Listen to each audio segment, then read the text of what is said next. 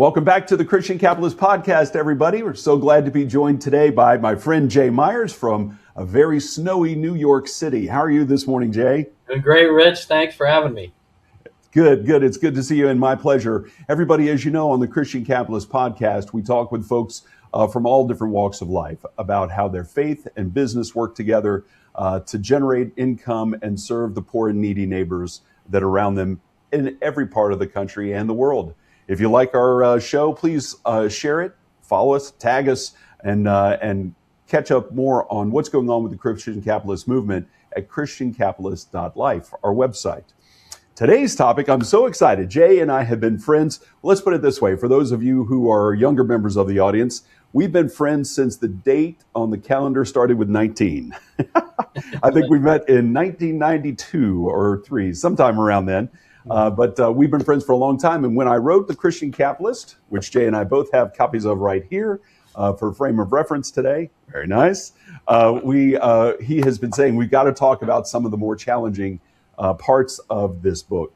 And we're going to do that today. I'm so excited to be discussing capitalism and socialism in the context of the Christian Capitalist. Jay's a partner at Seyfarth Shaw up in their New York City office and focuses on intellectual property. We'll stay away from many of those topics today a little bit because it is so high-browed, but get into some of the nitty-gritty of the benefits and the detractions of our capitalist economy.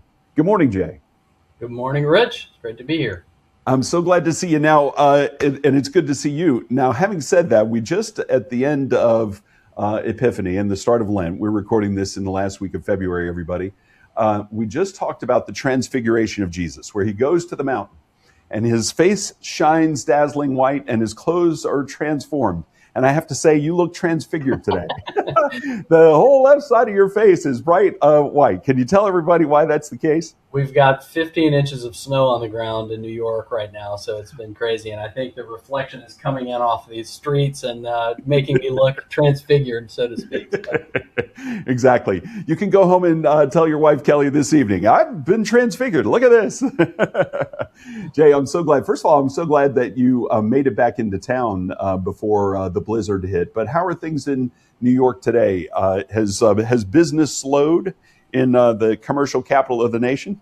No. There was a travel ban, a purported travel ban starting at 9 o'clock on Sunday night and went till noon yesterday. There are supposed to be no cars on the street, no bikes, no buses, no trucks. But of course, no one listened to that. It was just as busy as normal. At first, I was like, oh, gosh, it's the quietest night in New York. And then it started back up again. And I don't think anybody followed it. So I don't think it didn't slow anybody down. So that's so funny. Well, because I like to use phrases like center of industry and commerce or the hum of commerce. Yeah. And New York is certainly the best example of that I can think of. There's just a certain buzz that comes from being in our nation's economic capital, for sure. No doubt about it. I would say that the most important parts about the city are not its commercial capital status, but its cultural capital status. And Absolutely. And we benefit from that up here, and that's why people love to say I love to visit, and I say, well, it's fun to live here because it's like visiting all the time. You get to take advantage of everything every week, so it's a great spot. Do you know, that's so funny you say that. Rebecca, you and I and your wife Kelly and my wife Rebecca lived in Atlanta near each other, and we're friends and neighbors for almost 30 years. When y'all moved to New York City, that was about the same time we moved to Destin, Florida. And just the other day, we were talking about how much different it is to live at the beach full time. That it's not so much the luster is lost, but when you have to do things like household chores and deal with, just kind of the goings and comings of life, it's different than when you get here and just go straight to the beach with a devil-may-care attitude. So, but it sounds like y'all are still able to enjoy New York on a daily basis. Totally. Lots of music, lots of speeches, events at Columbia, the University, NYU. There's just so much activity. You feel guilty staying home any night at all because you're missing something somewhere in the city. So, isn't that cool? And I have a feeling that just to kind of wade our first toe into the differences between capitalism and socialism, that the folks who live in what remains of the socialist countries in our globe would likewise not say the same thing. That that the nightlife and the hum of activity in a city where the government system controls the economy may not be the same if there's any vibrant nature of it at all. What do you think about that? Well, could be. It's hard to know. You're jumping into the deep end of the pool right away. I Fair don't enough. know. Let's swim back to the kiddie area. I don't know if I'm going to subscribe to the fact that communist countries or let's say communist regimes or socialist regimes necessarily equate to an absence of culture or a lack of culture or even less culture. And I think, just to jump right in, Karl Marx, and we're getting way ahead of ourselves bringing up the name Karl Marx within 2 minutes, but Karl Marx, Karl Marx's goal, many people misunderstand. Karl Marx didn't come along to bring a dictatorship to the masses.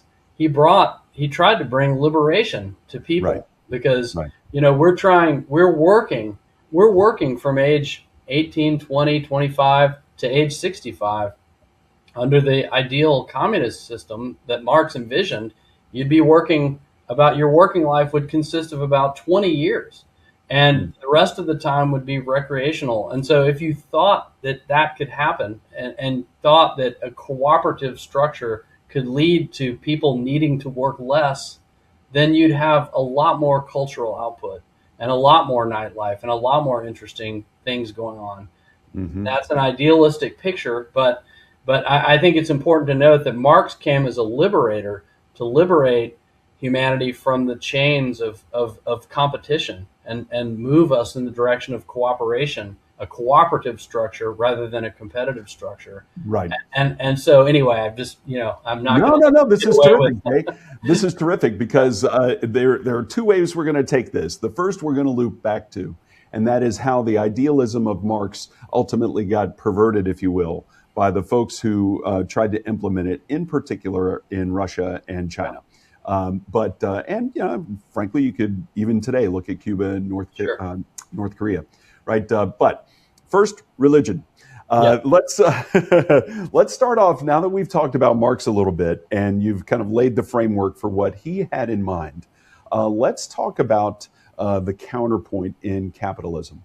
Just last week, 2 weeks ago, I was interviewing Lauren Awashko, just a superstar Christian capitalist, and her episode currently is out here in late February. Lauren and I had a terrific conversation about her family, who immigrated from that time behind the Iron Curtain to go to Canada. And although she didn't really get a chance as a little girl to talk to her grandfather about that immigration, it was pretty clear that they left a communist regime to pursue the freedom and free enterprise that was offered in Canada. But one of the things we as we were discussing after the interview, one of the things we kind of stumbled upon is that not everybody has a good definition of what capitalism is in the first place. So Lauren and I talked about, what exactly that means, and I think it has to kind of not get us into an economics class. It does have a lot of different implications, certainly has a lot of connotations, but let's talk about what a good definition is for us to have as our framework for conversation today. What does capitalism mean from your perspective? We all take it for granted so much, but it's clearly got to be freedom and free markets at the base. And I think alongside that base, you have to have you should have rule of law and private property as a component of the structure. So, mm-hmm. Mainly free market economy where buyers and sellers are making free decisions about what to purchase and sell, and the invisible hand of the market is dictating the way pricing occurs, and anything that's not allowing complete free market capitalism is an interference, a non-capitalist interference. That may be justified, this and that. The government might push this button or push that button to accomplish a policy objective, but total freedom, free markets would be, the characteristic of capitalism that I would think would be most important. I would think so too, and I agree with your definition completely. Because I think certainly as we look at modern capitalism, not only in America, but in the European Union and around the world, there is a significant level of government regulation, whether it's invited by industry or imposed on industry, that makes free market capitalism in the kind of utopian way that you just defined it as difficult to identify currently in 2026 as we could find ideal socialism, as Karl Marx had written it. Do you agree with that? That Yes. everything's kind of evolved to the point where there's, in many cases, there's hybrids, right? I mean, Right. you can look around the United States and see different, whether it's city, county, or state governments that lean in that direction more so than others, just based on what the people want when they head to the polls. Do you agree with Absolutely. that? Sure. I mean, Yeah. the idea, the New Deal, the social safety net, a lot of the things that we have, OSHA, the FMLA, all of these things are Right. inhibitors of totally free capitalism in the name of safety, child labor protections, welfare, and so forth. So, And it's funny, Bud, as you're talking, one of the biggest protections for American citizens through the government in that regard is right down the street, I guess vividly displayed right down the street every day, and that's Wall Street and the Securities and Exchange Commission, right? yeah, exactly. To protect people from getting taken advantage of in the stock market. Right. All right, well, so with those definitions in mind, then let's talk a little bit about religion. Jesus taught us, that is the goal of the podcast, right? Of course. Jesus taught us two commandments. The first is love God above all else. And then the second is to love our neighbors as he has loved us. And so in implementing those two commandments, Christians, ever since the ascension, when Jesus went to heaven, now sits at the right hand of the Father, many Christians believe. Ever since then, people have been pursuing different ways to implement those two commandments and to follow the guidelines that Jesus gave us, both in a social and a cultural way and in an economic way. Let me just start off asking you that basic question. What do you think of the way Christians over time have kind of pursued those goals? And we're going to get to Acts of the Apostles here in just a minute. But generally speaking, where do you think things have gone, and where do you think things should have gone? I ask you a big picture question. Yeah. What be more specific? Give me a little Okay. bit more to go on with that one. Well, we've had Christianity for 2,000 years. Sure. Over time, where have you seen examples that you thought, now those folks got it, versus those folks didn't get it? Or do you want to kind of talk about where we are today, how Christians in business are finding their efforts to pursue those two commandments? Gosh, I think that's a great question. It's a good question because it sort of exposes the tension that we have in the business world. Because, on one hand, the business world and the capitalist system, compels you or propels one to maximize profits and make as much money as possible. What you do with that money afterwards, and your formula of earn as much as you can, save as much as you can, and give as much as you can in the book is very compelling to me. But the earning part, that's the driver of capitalism, is earning as much as you can and profiting as much as you can. And in many ways, that's not consistent with to the extent you're competing with someone else, your competitor, and trying to beat them out. You're not loving them. Now, if you're doing it honestly and fairly, that's a form of doing it the right way within the capitalist system. But you're still trying to win and put them out of business so that you can make more profit. And so there's a tension there, and that's what I think is the critique of capitalism from the Christian standpoint, is that how can you love your competitor when you're competing against them? So yeah, absolutely. Jay, it's a great point. I'm here on Highway 98 in Destin, Florida, and across the highway from me, as I'm looking out my window here, is a shopping mall. And I'm trying to think, over there across the street is a Books A Million. And then down this way on 98 is a Barnes & Noble. mm-hmm. If Books A Million and Barnes & Noble are being their true selves from a capitalist perspective, You're exactly right. They want to put each other out of business so they can maximize shareholder value, right? Right. But how do we as Christians then try and compete in a way that's fair and loving without kind of going to that ultimate extreme? Or do you think that's even possible? Are you not meeting your fiduciary duty as a business owner, as a shareholder, or a board member if you don't try and drive the other guy into the ground? I don't think there's a real easy answer to that question. I don't think that. I think that the moment you take your foot off the gas, you're in the name of loving your competitor to let them survive and thrive. You're turning away from the primary driver of capitalism, just like in survival of the fittest. And let's make a distinction. There's the Olympics just ended yesterday, right? Yeah, yeah. The competitors in the Olympics are fighting against each other. They're doing it. They're not trying to kill each other, right? They're not Right. doing it out of survival of the fittest. They're competing in a game of a hockey game or ice skating or ski jumping or whatever, and they're trying to defeat their competitors, right? They don't not love them. They might love them. They might all be friends, right? Right. And We have then to put big brackets around the U.S. and Canadian men's hockey they're teams. probably not friends right now, but yeah. Right. But then okay, so then contrast that type of competition in which love is certainly, there's nothing anti-Christian about that type of competition versus nature, which is the survival of the fittest that we've Right. all evolved from and are part of. We're part of an ongoing struggle to defeat the other genetic structures out there. We want our genetic structure to win. I mean, we're biologically made that way, but that's a survival for life and for the future of your genes. And that's a very different thing than something it's an artificial construction of competition.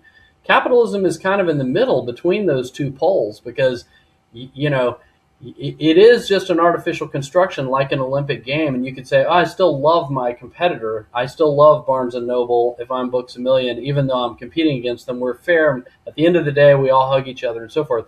It's not really like that because if I put Books A Million out of business or Barnes and Noble puts Books A Million out of business, then I don't have any way to eat, right? I've got to go start Right. over somewhere else. And, Right. and that's a challenge to my survival. So capitalism in its true form is something closer to me like the survival of the fittest than it is like an Olympic competition. Jay, two things about that. I agree with what you just said completely. As a retired lawyer and now full-time pastor, one of my favorite areas of practice in healthcare was antitrust law, where when you're talking about two hospitals merging in a town, antitrust laws always came into play. And for those of y'all who are not familiar with that concept, basically it means there's federal laws that protect consumers from monopolies. And because the policy is when a monopoly is in place, that it restricts competition, drives up prices, and hurts the consumer. Having said that, Jay, you raise a great point. Do you think the goal of every free enterprise business is to ultimately become a monopoly? It should. It should. Right. In theory, right. yeah. In theory, it should. And if you make your capitalist enterprise an amoral operation, and I don't mean illegal amoral, but I mean Right. amoral, non necessarily driven by Christian principles, then becoming a monopolist is a great way to maximize your profits. Right. And I have to say, I agree with you completely. I think as an antitrust guy and as an advocate for free enterprise, the world is better off. We as consumers are better off with competition. Yeah. We're better off because Coke has Pepsi, because Delta has American, or Southwest, whatever. I just think that the competition kind of forces everybody to perform higher. And man, you raise a great point. The Olympics put that in more clear perspective than anything else. Everybody raises their game by setting new personal or Olympic or competition gold medals. But I would say that I would also point out though that within a business, just like we're saying, you're looking at your competitors as people to be beaten.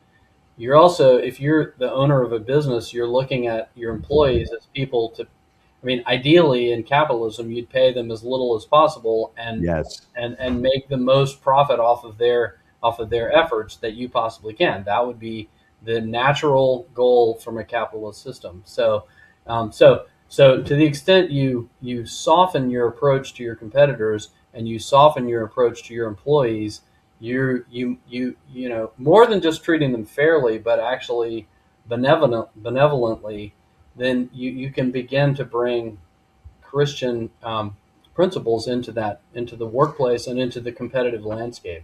Jay, I'm so glad you raised this, because our signature question at the end of the podcast is, what to you is a Christian capitalist? We'll kind of put a pin in this part Okay. for just a second, but I want to switch gears to you as a senior partner in a large national law firm. One of our terrific guests at the end of last year, Gabrielle Hamilton, works for the Walton Area Chamber of Commerce down here, where businesses get together and are friends, even though they are in competition, right? A Chamber of Commerce is a great example of how that can work, and in our community does work beautifully.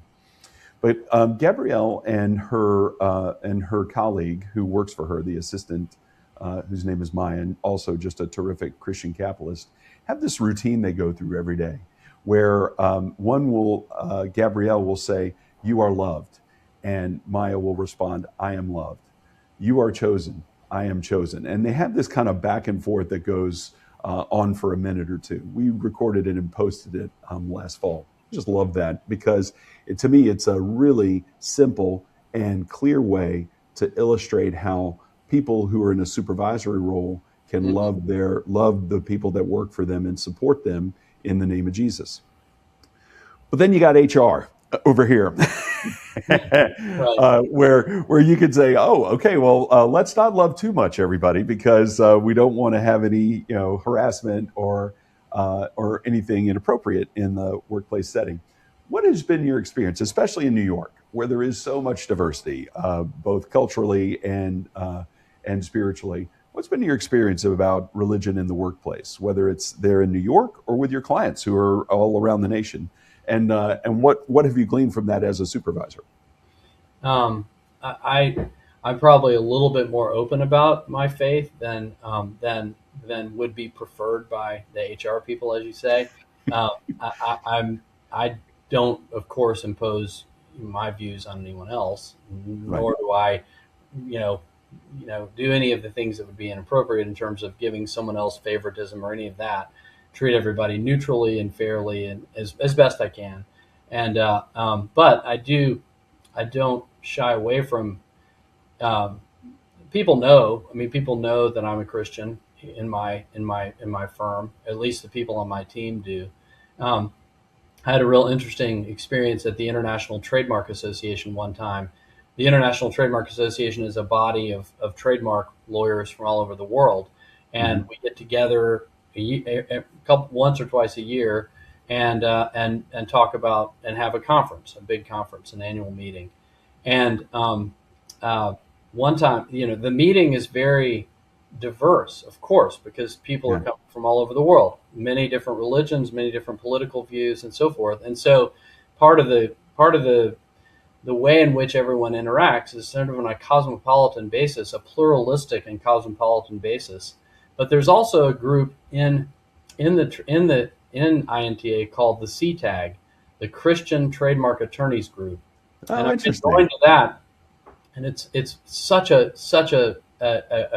cognitive dissonance, because you've got your cosmopolitan pluralistic hat on to walk around and be polite to everyone, and then you go into CTAG and it's a bunch of lawyers sitting around a business conference table singing Amazing Grace, and it's very, it's sort of the part of Christianity that links people.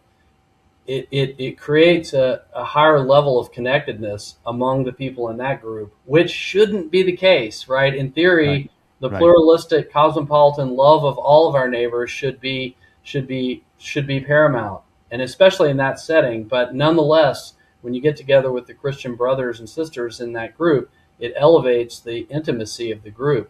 And so you kind of got to keep the two hats Yeah. apart from each other. But Yeah. I find that whenever I go to the CTAG meeting, my Christian hat is put on, and then I wear it the rest of the time too. And the funny thing is, they talk about at INTA, the guidelines are don't talk about religion and politics for fear that you might alienate someone from a different culture. But my view is I always only want to talk about religion and politics because that's how you build the greatest amount of intimacy with your comrades and build true friendships and connections. Exactly. That's how you roll. Well, let me, as a retired healthcare lawyer, applaud you intellectual property lawyers. In the American Health Lawyers Association, for years, I tried to get something like that started. Could never get it off the ground. We've got some good folks, and people from all over the world come to it. Yeah, that's cool. Christian brothers and sisters from Africa, from Europe, from China, from Korea. It's beautiful. Yeah, that's awesome. I love to hear that. Well, because there is a global nature, not only to free enterprise, but to Christianity, right? And I have to tell you, Jay, you're reminding me of one of my favorite clients over the years, a gastroenterologist in Atlanta named Arif Aziz, just a really, really devout man, holy man, and Muslim. And he and I would have terrific conversation about this, but I was always cautious about bringing my faith into the workplace with clients, in particular because so many of our clients, physicians in particular, were Jewish or Muslim, that I didn't want to offend anybody. Sure. But part of our message at the Christian Capitalist is to talk about your faith and do so in a welcoming and loving way that doesn't put people down, but that invites them to understand where you're coming from. And I think in the end, who knows, maybe even get them to consider the way, the truth, and the life, Yeah. Well, I have some thoughts on that if you'd like to hear them. I would. That's called a tee up in the podcast business. I adopt a kind of reverse evangelism. My strategy is, and I tried to do this at my church when I was the head of the evangelism committee and tried to implement reverse. You're awesome. You're the head of evangelism at your church and you try reverse evangelism. Yeah. How'd that go? And the theory of reverse evangelism is we only invite people in to listen to their view about the nature of reality and the metaphysical truths that are out there. We only listen and we love, and that's it. And people are always saying, oh, well, that's just your way of getting them into the church, and then you're going to tell them the good news. And I said, no, we're never going to tell them the good news. We're not going to tell them the good news. We're only going to live by example and love and listen and develop intimacy. If someone chooses to change, to convert, then that's great, of course. But that's loving your neighbor is really the commandment. And if we don't focus on, when I took over the committee, I don't want to indict my old church, but the measures of success were how many visitors did we attract into the church, and what's the conversion percentage of how many baptisms did we get out of this? I said, we're canceling all of those metrics, and we're going to change the measure as to how well we love the community, and that's it. So. Very interesting. Okay. It didn't go over very well. I was just going to say, I imagine it didn't go over very well, but you raise a great point. The measurement for the Christian capitalist, I think, as you mentioned earlier in our episode, earn all you can, save all you can, give all you can. That comes from sermon number 50 in John Wesley, 250 years ago, to his congregation, but I think still applies very much to today and Christians in business in America in 2026. So how do you measure the love of neighbor? You are the first person I've ever known who even thought about that as a goal. Did you have an associated metric to that? Or was it just kind of lets everybody kind of feel how this goes? What do you think? No, I didn't have a metric. It didn't get that far, but I do think that it would be great to develop metrics like that. I mean, obviously giving, right, in your construction of earn all you can, save all you can, give all you can, the amount you give, the amount you, and again, I don't know that it's the amount, but it could be how much impact you had. But again, all those measures also I'm suspicious of them because in a lot of ways, Jesus called us to be humble, number one, and to turn conventional wisdom on its head. So I wonder if the moment it's almost like the moment you try to measure things like that, the more you're saying, I'm better, I'm more righteous, and Right, than the right. next person, and so forth. So you fall into those traps. I don't know. It's a tough one. Yep, Jay, and I have to tell you, this experiment, this project of the Christian Capitalist, we're recording episode 55 of the podcast. The podcast has been terrific, and we've had some fantastic conversations just like this. One place in this Christian capitalist movement we have failed completely and utterly is in trying to develop a metric. My goal, and it's right there on the website, as I mentioned to our audience, you can go right now to christiancapitalist.life and check out the website, get our Bible study guide, and learn more about the movement. But the one place on our website we had never had any activity, period, is where I was trying to get a metric for the impact that the Christian capitalist kind of concept was making. Mm-hmm. And that is, we invited folks, and we invite them on a regular basis through social media to go to our website and tell us that you have given or done something additional to love your neighbor after having read the book or listened to the podcast. I love And that. me too. And I just thought this is a great way, because we're a baseball family. Everything these days in baseball is metrics. This is a great way to put a metric on the success. And my goal when we launched the book in July of 2024 was that $1 million would have been given by That's readers great. and listeners as a result of having interacted with our movement. To this day, no one has even gone to the website to say they've given one penny. Oh, And oh, I know, isn't that something? Because that's I was lovely. like, this is a really laudable goal. It's not about giving to me. It's not a fundraising drive. I want to Right. how people are giving to others as a result of interacting with this movement. And I think there are two reasons. The first is marketing, and getting folks to the Yeah. website is obviously a challenge for any business, but especially a small one. But the second is Jesus tells us when we are giving to give with one hand and Right. not let the other know. Right. Literally, that's where that cliche comes from, the left and the right hand, because your Father in heaven knows what you give. You don't need to tell or brag when you give like that. So I have a feeling that that kind of inherently that benchmark requires people to disclose, and as a result, they're bashful to do it. I don't Maybe know. so. What do you Well, think? I was going to tell you that there's a group called Effective Altruism. I'm sure you're familiar with it, but it's more of a secular group. But a lot of the people that lead Effective Altruism are looking for ways to sort of quantify the impact and identify which are the best charities if you want to have the maximum impact for your giving dollars and so Hmm. forth. So there are metrics out there for that. And I don't know how they do it, but they do. I've heard about it, and they ask people to make a commitment, a pledge, of your resources that you're going to give away and so forth.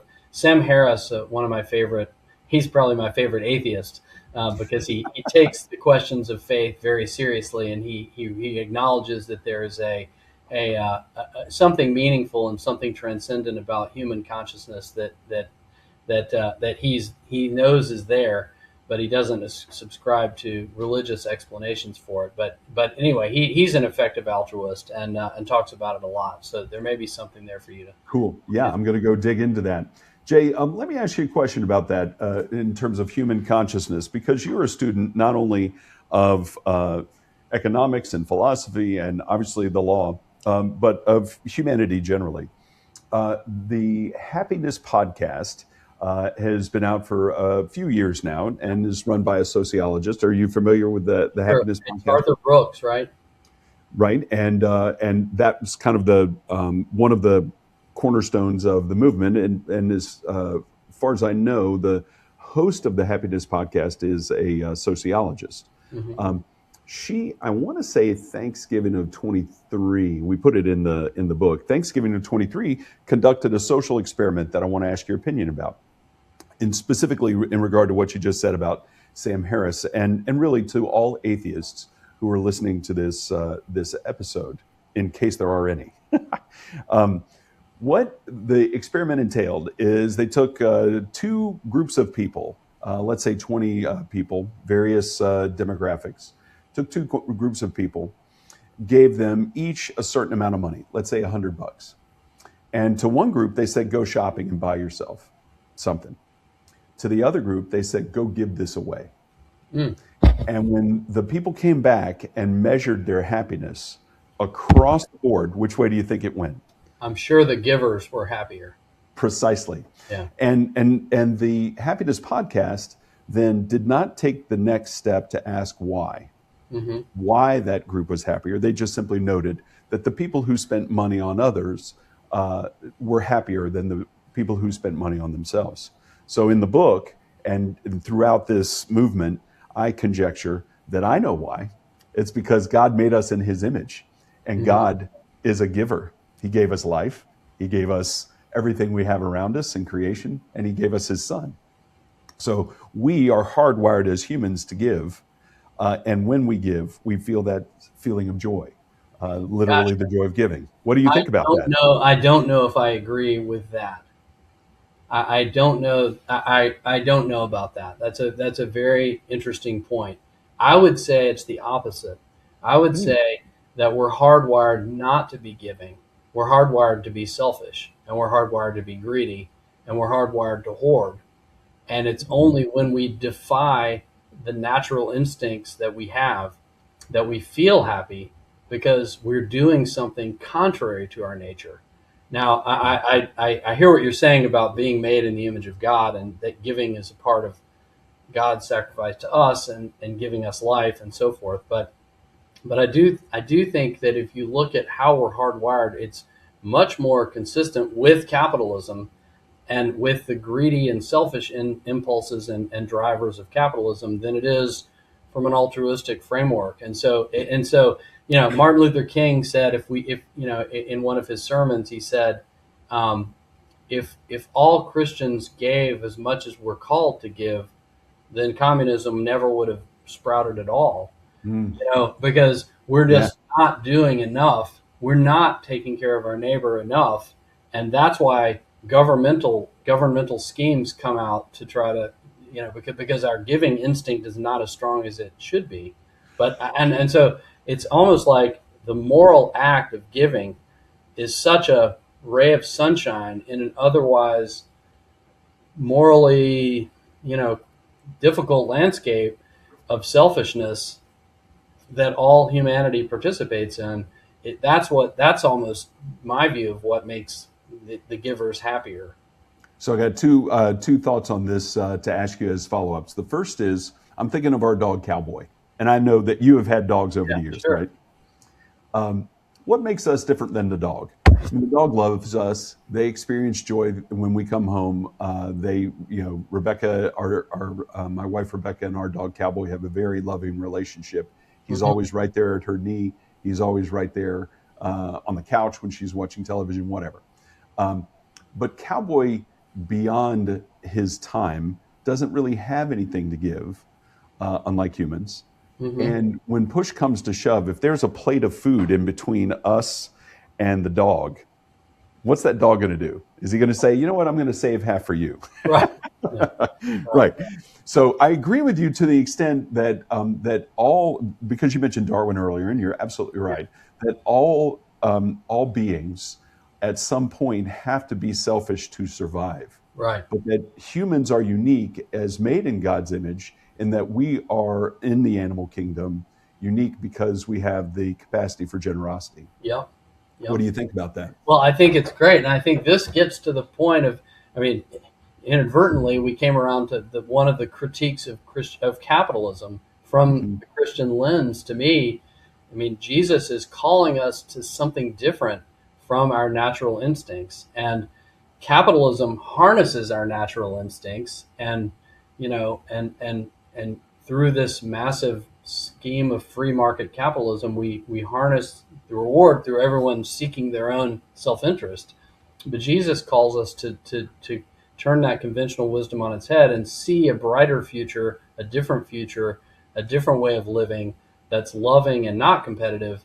And so I think that there is an element of us that's capable of that, and it's buried under, in many ways, the market-based characteristics of our society that have to be overcome in order to get to the loving, caring, self-sacrificial, merciful, justice-loving people that Jesus calls us to be.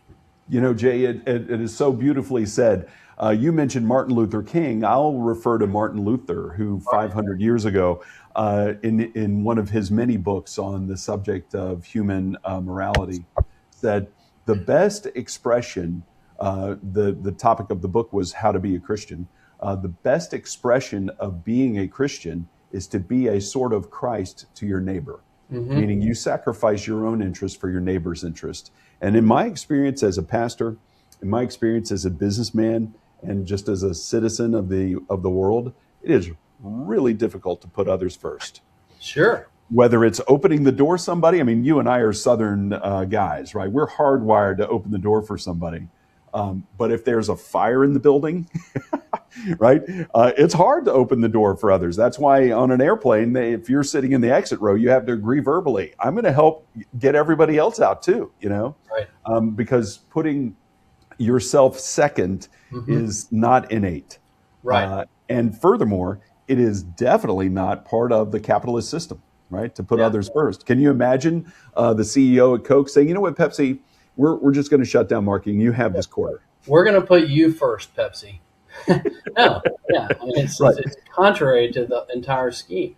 Exactly. And so that's where the notion of giving comes from. And I think so many businesses these days have embraced this. We talked about this a little bit a few weeks ago, but I continue to be amazed every time. I've got to bird dog this. In fact, I'm going to make a note here to see if I can find somebody from the Paul Newman Foundation, right? One of my favorite actors from the 50s, 60s, and 70s. Newman's Own now is a brand that continues to exist long after Paul Newman passed away. And Jay, on every single product, whether it's dog food or salad dressing, right underneath where it says Newman's Own, it says, let's give it all away. I just love that.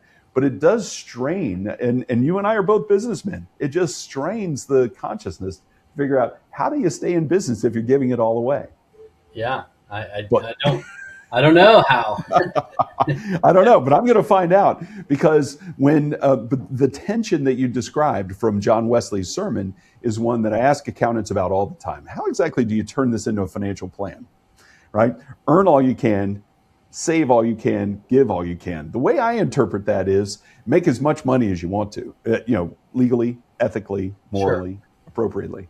Make as much money as you can, and then save it to be a good steward, for your retirement, your health, your children, your family, etc. But then give as much as you can away. Give till it hurts, as they say. What do you think of that kind of framework? Is that self-serving and apologistic, or is that a workable solution? Well, I think it's great, the giving away. But I think, I as I've said to you before, I think that the third prong of the construction there, giving away as much as you can, is doing a lot of the work to make it palatable to Christian sensibilities.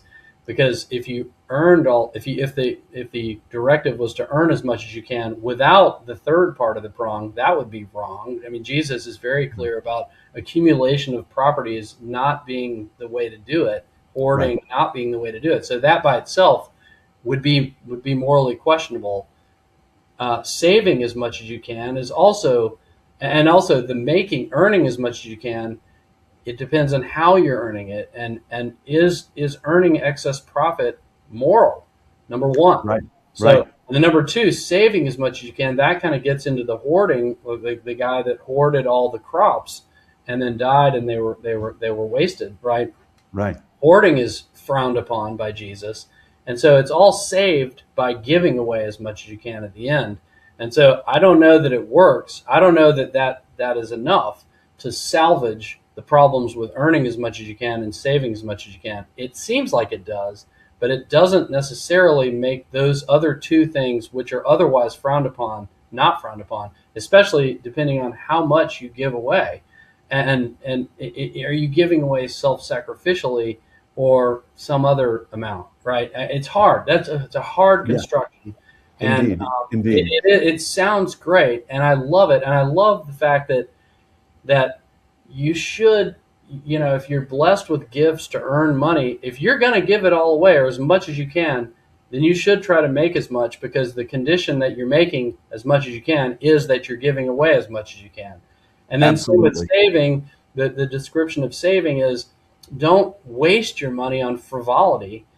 Save as much as you can and be frugal with your resources so that you can then give away as much as you can. It's it's a beautiful construction from Wesley, but I don't know that it salvages the parts of capitalism that are morally not certain. Let's just say. Well, you raise a great point, because in the grand scheme of famous people throughout time, you and I have had a previous conversation where we were literally stacking the dinner table in heaven with people we wanted to talk to. Right.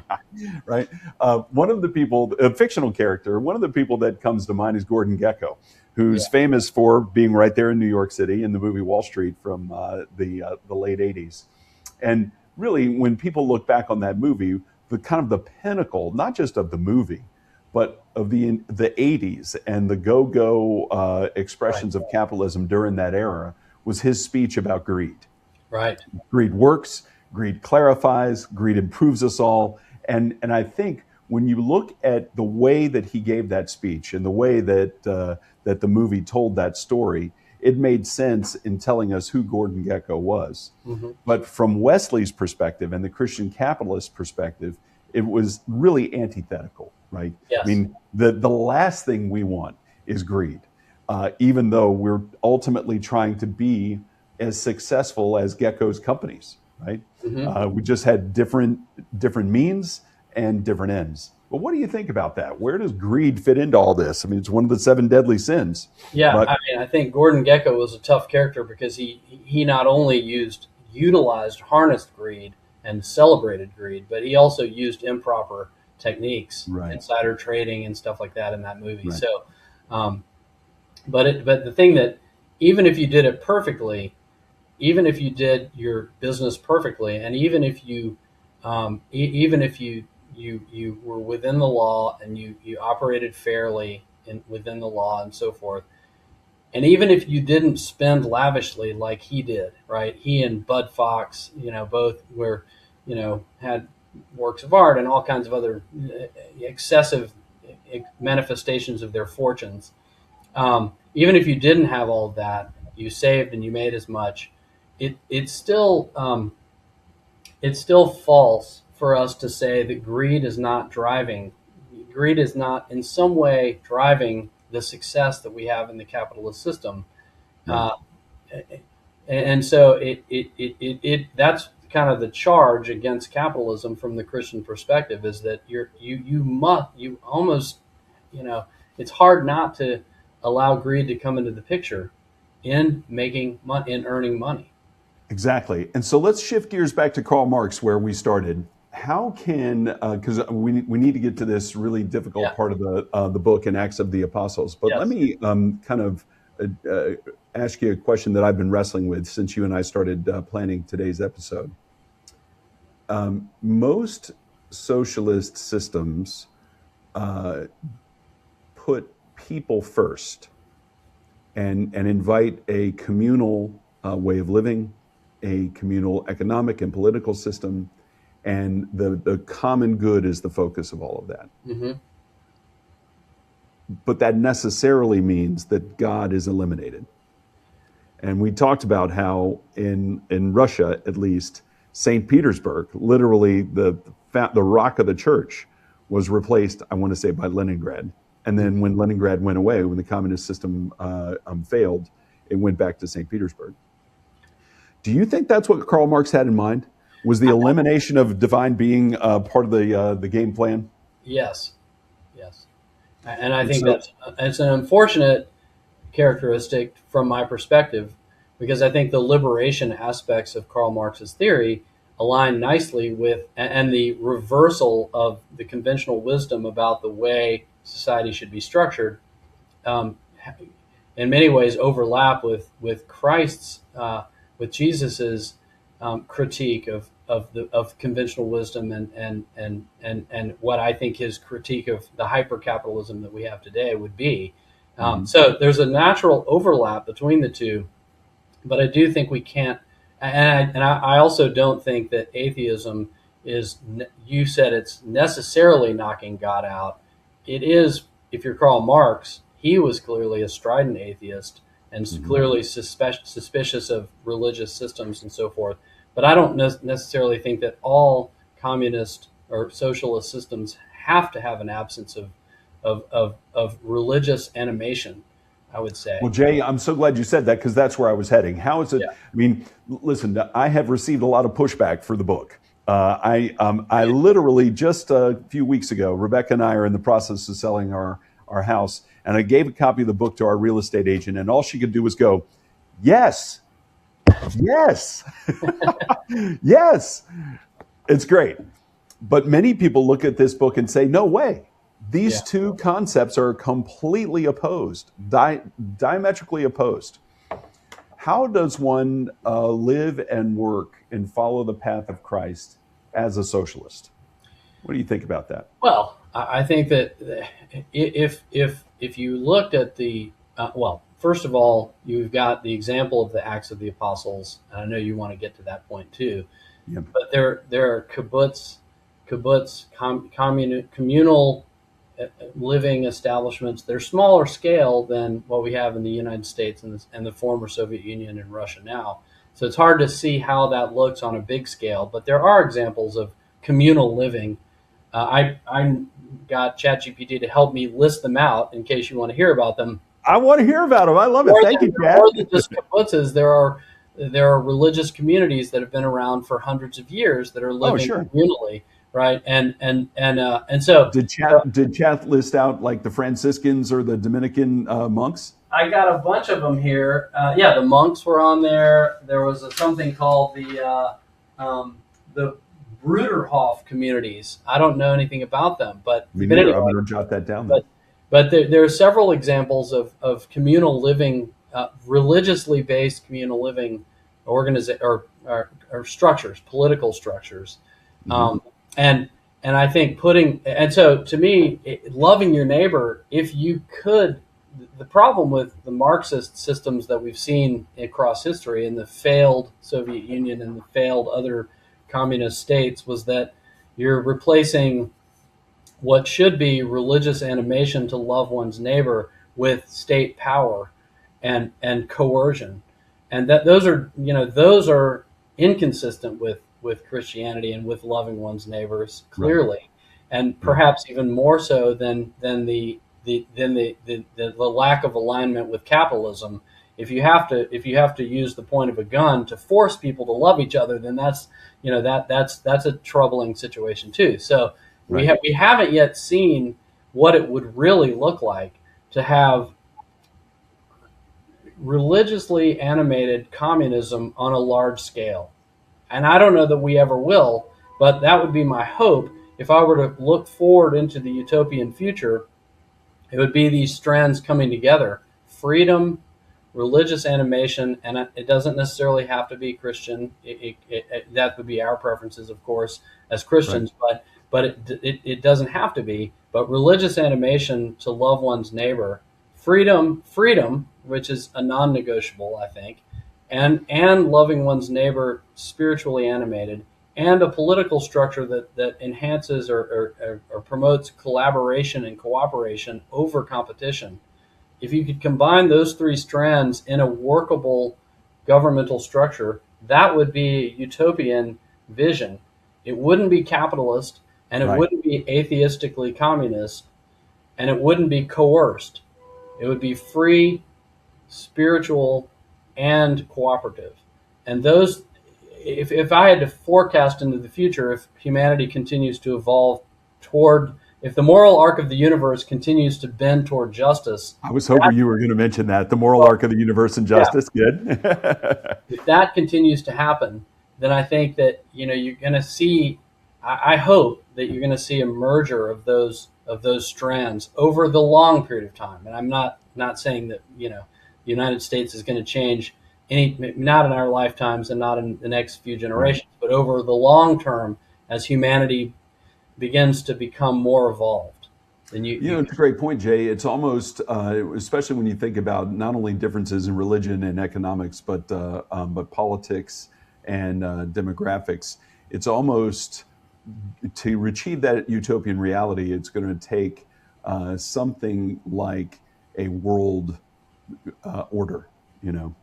Don't say that. Oh my gosh, that sounds scary. Well, it does, but it does sound scary. But what I mean is, when you think of various science fiction works, whether it's Star Trek or something like that, Starship Troopers, right? When it's us, Earth, versus them, there's always this kind of assumed world order where it doesn't really matter if you're from the United States or Japan or Brazil, because we're fighting aliens, right? Right. We're all together. We're all together. Yeah. It may take something like that in order for all of those various barriers to be devised. Short of that, I think we'll just have to say, let's ask Jesus when he comes back how to get it right. That'd make it easier. Exactly. Meantime, one of the first people who tried to get it right was St. Peter. So you could argue that that he, and many people have, that he was the one person on earth who had the most experience with Jesus during his life and ministry. He was one of the first apostles called. He and his brother Andrew were there all throughout, but there were certain times, including the Transfiguration, where Andrew was absent from the story. Peter, James, and John are up on the mountain as Jesus is transfigured. And in the Garden of Gethsemane, the night before he died for us on the cross, Peter, James, and John are there. Andrew's out there kind of minding the crowd and the rest of the apostles. Mm-hmm. So you really can say, hey, Peter heard, saw everything, and arguably learned the most from what Jesus told us while we were here on earth. And so in Acts of the Apostles, chapter 2, Peter says, I'm going to do what Jesus told me, put God above all else and love my neighbor as myself, and as Jesus loved us. This, everybody, for those of you who are doing Bible studies or studying this in class, is on page 122, and we're quoting Acts chapter 2.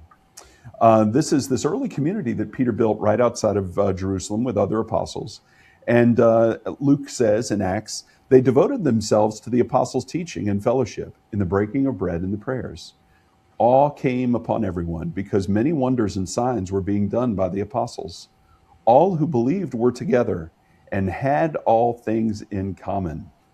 Ding, ding, ding. Mm-hmm. They would sell their possessions and goods and distribute the proceeds to all as any had need. Day by day, as they spent much time together in the temple, they broke bread at home, ate their food with glad and generous hearts, praising God and having the goodwill of all the people. And day by day, the Lord added to their number those who were being saved. Isn't that wonderful? Talk great. About utopian. Right. And I love that that Luke writes it so beautifully like that for us. You know, mm-hmm. Day by day, they were adding to their number. But Jay, you know where this is going. Just like Karl Marx, 1800 years later, plus 1800 years later, Karl Marx focused on the lack of personal property, and everything was contributed to the common good and distributed according to need. Right. It's almost word for word what he put in, 1874 in the Communist Manifesto. As a Christian, in looking back at how Marx may have utilized Acts of the Apostles in writing this notion of from all according to their ability to all according to their need, I'm sure that was on banners in Soviet Russia all throughout the 20th century. What do you think that means for Christians today? Is that something that we should strive for, or something that we say, boy, that didn't work then and it didn't work in Russia either? What do you think? I think I would be careful about making judgments yet, and say the jury's still out on whether humanity can evolve to that level. Right now, we're not there. Of course, it's impossible. Well, I guess even saying it's impossible right now, there are communities living that way, and so they're small. They're not on a macro scale, and I think that as we strive to turn the dial a little bit, the progress of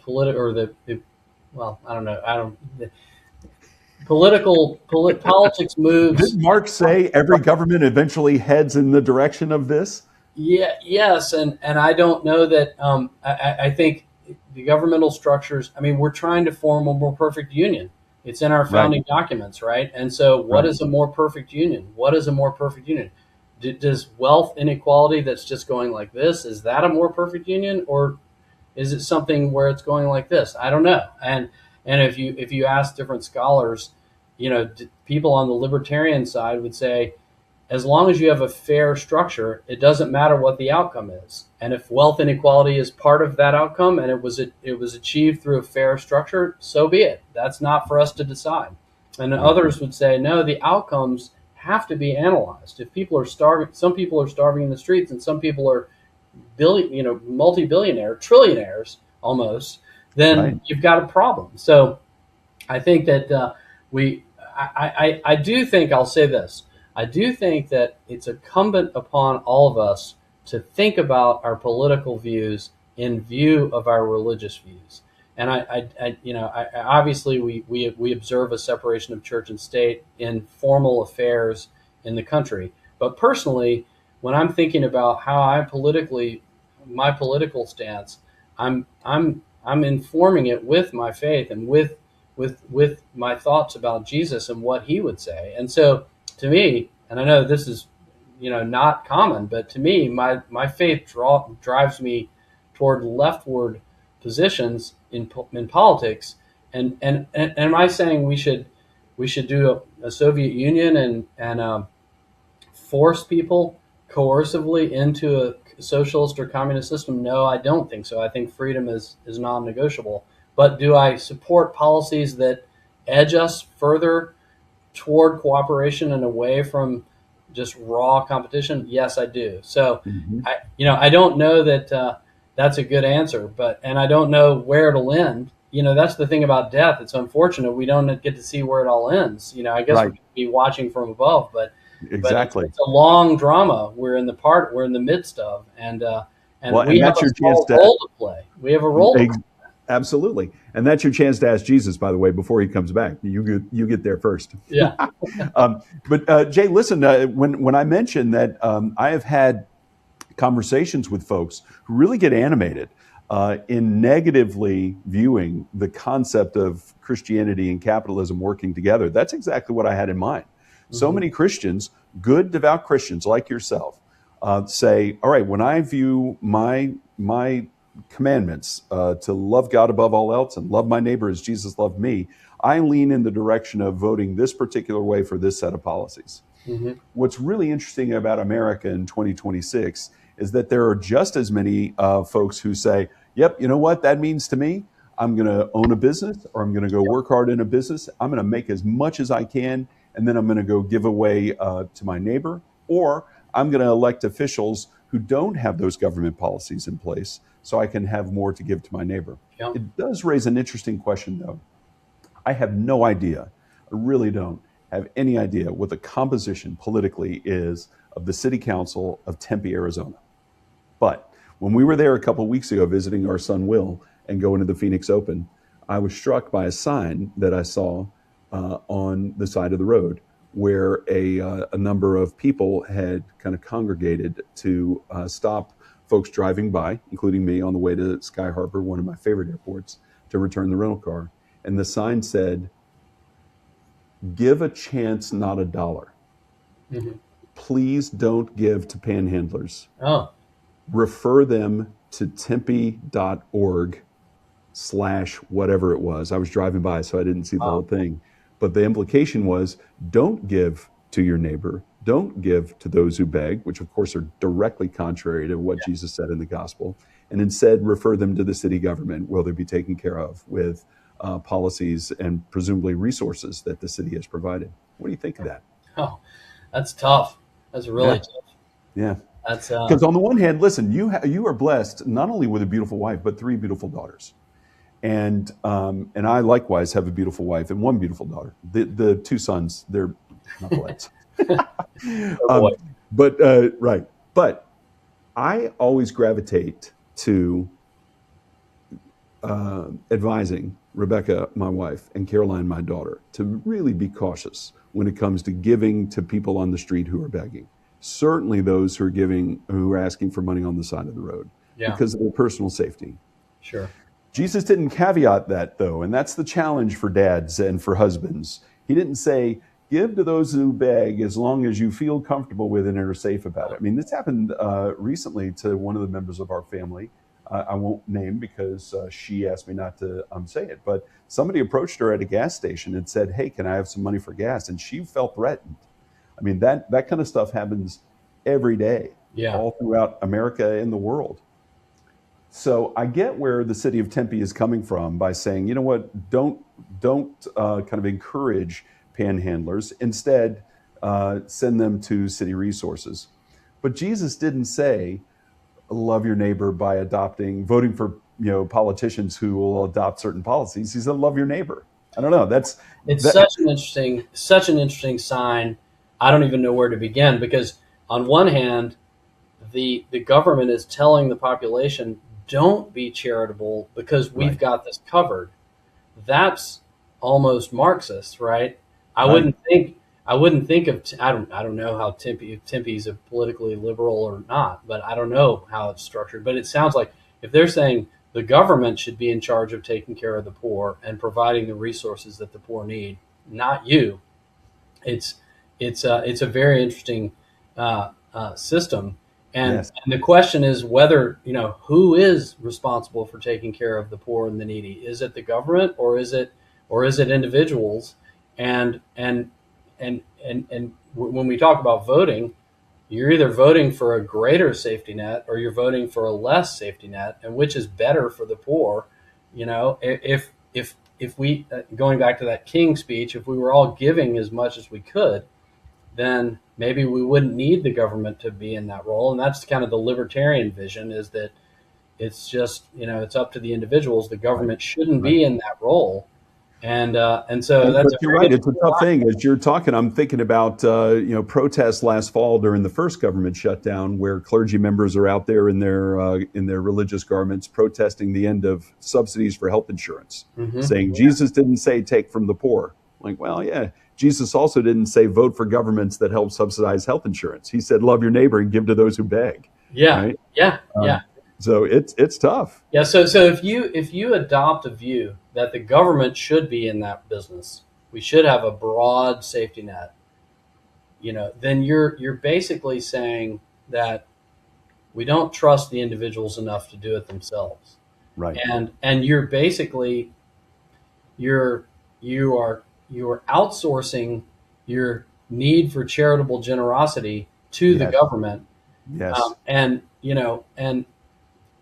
like I said, it jars us to think about that now, but as government and life become more intertwined over the course of the long period of time, maybe that seems more natural to us. Maybe in Scandinavian countries where the taxes are really high, but people are really happy, maybe they've accepted that we're going to have a higher tax. It's coercion, right? We're going to have a higher tax, but we're also going to have the government takes care of everything for everybody, and so we don't have to worry about the guy on the street that's threatening, your family member at the gas station. Jay, I'm going to make a note of that. It's an excellent point because it begs a fair question. Jesus said we will always have the poor. We'll always have the poor. Yeah, they'll So always be with us. I wonder if in Oslo or Copenhagen or Helsinki there are homeless on the streets. Yeah, you wonder. I need to go research that because you raise a great point. Having said that, let's get back up to the philosophical level because I know this is where you like to roam. Does a government policy relieve one of the obligation of the commandments? What a great question. What a great question. What if I was assured that if we raise taxes 5%, the poor would be taken care of? Would we do that? Would we want to do that? Would that be the Christian thing to do? I don't know. Love your neighbor is pretty straightforward. It doesn't say elect a government that loves your neighbor, right? Yeah. Because honestly, now that we talk about it, man, the government doesn't have the capacity for love. The government is an operational, organization combined of people, right? That's the beauty of the Constitution. The people come first. But maybe if you overcame abject poverty and everyone had a subsistence level of a very satisfactory subsistence level of life, then loving your neighbor would mean something different. It wouldn't mean meeting food needs and survival needs. It would mean, I don't know what it would mean. It would mean cultural participation and large scale, I don't know, communities. that Yeah. are joyful and celebratory, right? It's hard to even envision what that would look like. It is hard to envision. I got to tell you, I What think loving your neighbor would look like in a world where scarcity had been overcome. I love that. I think that's called the kingdom of heaven. Yeah, yeah, sure. An author, I'm forgetting his name, but he wrote an article last fall or maybe earlier this winter, in the Guardian, a London newspaper, that basically said Chinese communist governments currently are better at eliminating poverty than American capitalist government, and his measuring stick was the income level of $3 a day that China reports at the end of 2025, maybe it was 24, that there were fewer people making less than $3 a day than ever before, and was touting that as a result, it could claim that it had defeated poverty in a better way than America, where we have still millions of people making less than $3 a day. It was an interesting argument, and at the end of the day, it was deeply critical of the current administration. So it looked more like a hatchet piece against the president than anything else. And of course, it recognized that the government of China is coercive and does have draconian policies. But the notion was socialism cures poverty better than capitalism. What do you think of that? Well, gosh, it's tough because in my construction before, freedom is non-negotiable. So if you take away freedom, whatever you have is more challenging to justify than a free system. However, I will say that, and this seems to strike it like right in our hearts, to say that China might be better than we are at anything, and Right. and maybe they are, right, and maybe in the long term it will be borne out that a dictatorship. I mean, even Plato talked about, the philosopher king, the enlightened dictator, right? Maybe a dictatorship which harmonizes all the elements of a country more, yes, forcefully, but if the vision is the right one, maybe it's a better way. And I just I No, can't no, no. Listen, that's okay. I can't even say it without cringing, because it Right, grates right. against our views about freedom and so forth, and individuality, which we've all grown up with and which we Right. consider to be the heart and soul of being a human. But But I let mean, me if you think about, well, let me just finish the yeah, yeah. analogy. If you think about the human body, if the cells in our body don't have autonomy, they're part of a bigger structure, and they are under the control and under the direction of a larger system, right? And they don't exercise autonomy. So if the metaphor for the future is all of us are participating in a collective whole, and I say the word collectivism, a real collective whole, then maybe it looks more like the Chinese model than it does the robust and vibrant and dynamic American situation where everybody does whatever the heck they want. So, over the long term, and I cringe to say it, but it may be true in the future. It may be borne out. Well, I would say that is certainly one possibility. The other, as you're talking about how we humans are composed of a system of cells that have various functions. I can't help but think of the body of Christ. We Yeah. who are many are one body.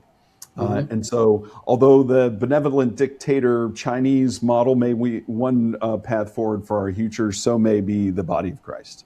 Yeah. That we function as one, even though we are many. And I got to tell you, just to assuage your concerns about saying anything that might even remotely be construed as pro-Chinese, you're right. On paper, there are some components of that model, and this is what the point of was the point of the article in the Guardian, that seem like they're more effective than others at curing poverty. Big question, of course, is the authenticity of the Sure, numbers of that are course. provided by a We don't know dictatorship. if we can believe that yet. Exactly. And furthermore, okay, everybody who used to make less is now making $3 a day or more. Where did all that money come from? Mhm. It's a lack of commonly held property, or lack of personal property, et cetera, in that coercive system that probably led to the redistribution of wealth, which is, I think, something that Marx talked about. But to get back to Peter, you could make an argument that as the Pope, as the leader of this early community, he was in many ways a benevolent dictator, although that's not entirely fair because there were other apostles there with him. But it soon, even in that utopian world that Luke describes in Acts 2, by Acts 4, that things had become unraveled.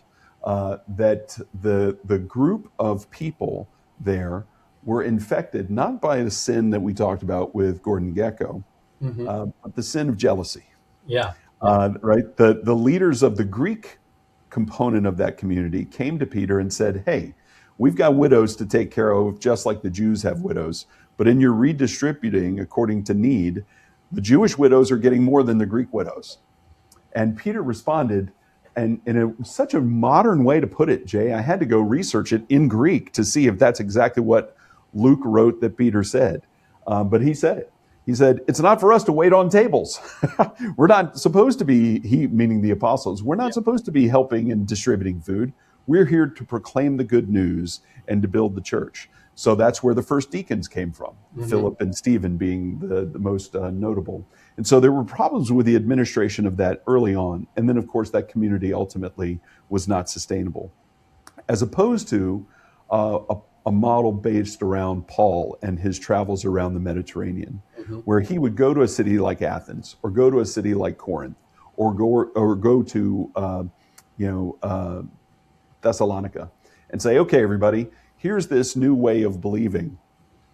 Keep doing what you're doing. Mhm. And in fact, I'm going to park here for a while and make some tents," because that was his trade, right? Yeah. To pay for my own ministry. Keep doing what you're doing, but just believe and act differently with your neighbors in the meantime. Ultimately, the sustainable model of Christianity was one that integrated into political and economic spheres as opposed to creating new ones. I Yeah. wonder if that's why the list that you and Chat put together of communal environments of Christians, I wonder if that's why they're so small. It could be. I don't necessarily. I know that you consider that to be an indictment of the sustainability of socialism or communism as a way of life, a sustainable way of political structure to live under. But I don't know that I see it that way. Especially that quote. I mean, you wonder, like, could they have redistributed the food in a different way and solved the problem for the group? Maybe it was unfair. Maybe they had just, Yeah, fair. Yeah. so. And the fact that that it hasn't survived, I don't know, and I don't know that that also is an indictment, because you just don't know what the future holds. We don't know, as we turn the dial toward a more perfect union, what does it look like? What does it look like? And so I don't know if I find that the three arguments that you put in the book about why socialism, or why the critique of capitalism is or really why a communist structure, a socialist structure, isn't really the long-term view. I don't know that I find those necessarily compelling, even though you're right that we don't have a large-scale successful version of it. We don't have a free version of it that we can look at. We've got small communities, and that's it. So those are true. I don't deny them, but I don't know that I think that the human race is incapable of making further improvements to society. Well, Toward Jay, this is a perfect way to wrap up our discussion, because as we talk about your criticism of my thoughts in defense of capitalism by criticizing socialism, Mhm. this is a fair point to ask you our signature question. If What does it mean to you to be a Christian capitalist? How can the two concepts work together? Well, I think the best I can do, and I don't know the answer, that's a hard question, but the best I can do is, do what the Lord says, which is put others first. And however you can do that, put the people that work for you and your clients and even your competitors, put them ahead of yourself, and as best you can, um, and love others. And it's a hard thing to do, but I think that's the best we can do, is just to try to be faith forward in our business dealings, not faith forward in terms of evangelizing or faith forward in that way, but faith forward in terms of keeping that in the front of our consciousness with all of our business interactions. Jay, it's beautifully said, and I think a phrase comes to mind as you wrap up: lead by example. Right? That's what you tried as the head of evangelist at your church, right? Just lead by example. People will figure it out. Exactly. You can love the people beneath you in your organization. You can love the people that are horizontal, and even the people that are above you. You can love them, and you can love your clients and your customers and your competitors. You can try, even though capitalism, rubs against the grain on a lot of those things. That's the best we can do, I think. Exactly. Jay, thank you so much for joining us today. Oh, what a terrific conversation. I very much enjoyed our discussion and getting it. Gosh, I think we had like 8 different academic fields that we encountered today. No, thanks for having me. It's always fun. These are very interesting and great topics, and I applaud what you're doing, Rich. It's really great. Thank you, my friend. Thank you. And thank you for joining us today. Everybody, I hope you've enjoyed today's episode. Please like and share and tag us as you talk about this high-minded philosophical discussion of all things related to Christianity and capitalism. And of course, you can always follow us on social media and check out what we're doing at christiancapitalist.life. I'm Rich Sanders with The Christian Capitalist, where the more we make, the more we give.